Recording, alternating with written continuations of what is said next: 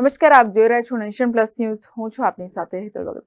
મેઘરજના Isari police station વિસ્તારના લાલપુર કુણોલમાં લગ્ન પ્રસંગના વરઘોડા બાદ 25 વર્ષીય યુવક પર સામાન્ય બોલાચાલીમાં હુમલો કરવામાં આવ્યો હતો. પોલીસે 3 શખ્સોને ગણતરીના કલાકોમાં ઝડપી લઈ કાયદેસરની કાર્યવાહી હાથ ધરાઈ હતી.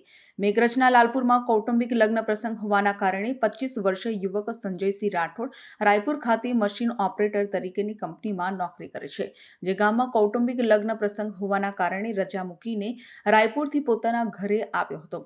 લગ્નનો વરઘોડો નીકળવાની તૈયારી હતી. તે દરમિયાન સંજયસિંહ ભીખુસિંહ રાઠોડ પોતાના પરિવારજનોને હું રેલ્લાવાડા જાઉં છું કહીને ઘરેથી નીકળ્યો હતો અને મોડે સુધી પરત ના આવતા પરિવારજનોએ શોધખોળ હાથ ધરી હતી. તે દરમિયાન પોલીસની ગાડી પરિવારજનોના ઘરે આવી અને ફોટો બતાવી જણાવ્યું હતું કે આ યુવકને તીક્ષ્ણ હથિયાર વડે માર મારી હત્યા કરી દેવાતા મોત નીપજ્યું છે.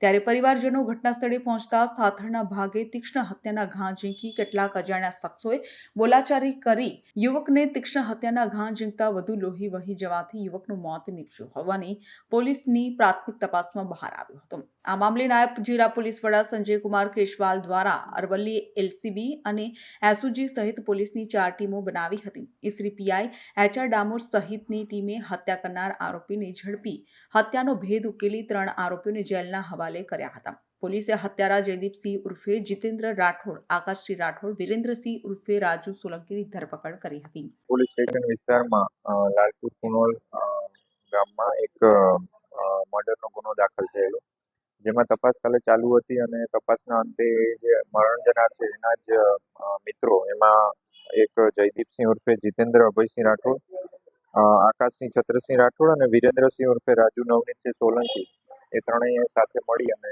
આ જે ગુનો છે એને અંજામ આપ્યો હોય એ રીતે તપાસમાં આવતા એ ત્રણેયની અટક કરવામાં આવેલી છે અને આગળની પૂછતાછ અને તપાસ ચાલુ. Bureau for Nation Plus News, Aravalli. સમાચારોનો સતત અપડેટ મેળવવા માટે અમારી નેશન પ્લસ ન્યૂઝની યુટ્યુબ ચેનલને સબસ્ક્રાઇબ કરો, બેલ આઇકન દબાવો અને જોડાયેલા રહો ફેસબુક, ઇન્સ્ટાગ્રામ અને ટ્વિટર પર.